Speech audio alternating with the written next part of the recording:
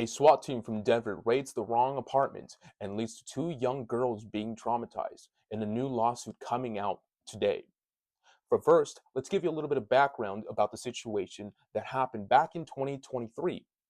Kirsty Shelton and her family were preparing lunch when they hear loud banging at their door.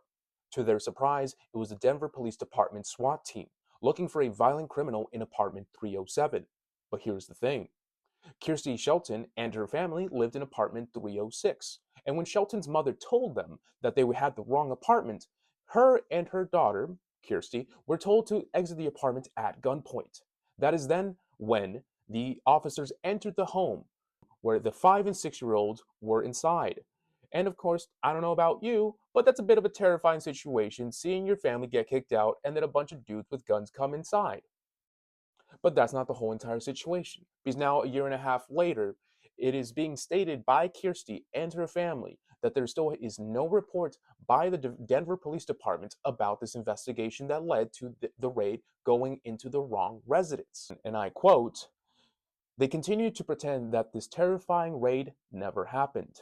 The police didn't immediately respond to requests seeking comments about the lawsuit. Of course, they're not going to talk about their mistakes. Two of the Shelton's family lawyers, John Holland and Dan Wise, have stated that in some of the reports by individual officers, they failed to mention that they had even went into the family's apartment as they searched for a suspect that was wanted for a serious violent crime.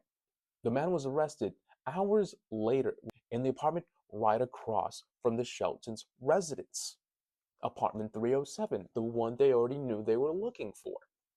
Holland and Wise filed a lawsuit in the state court under Colorado's 2020 police reform law, which does not allow officers to try and block lawsuits under the claim of qualified immunity as they can under federal law.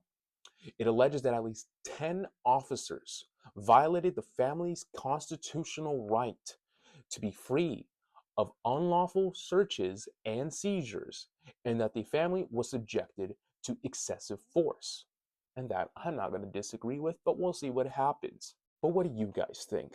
How excessive was this force, and what should be the punishment for said officers for not doing their job correctly and ignoring the people that told them that they were at the wrong place?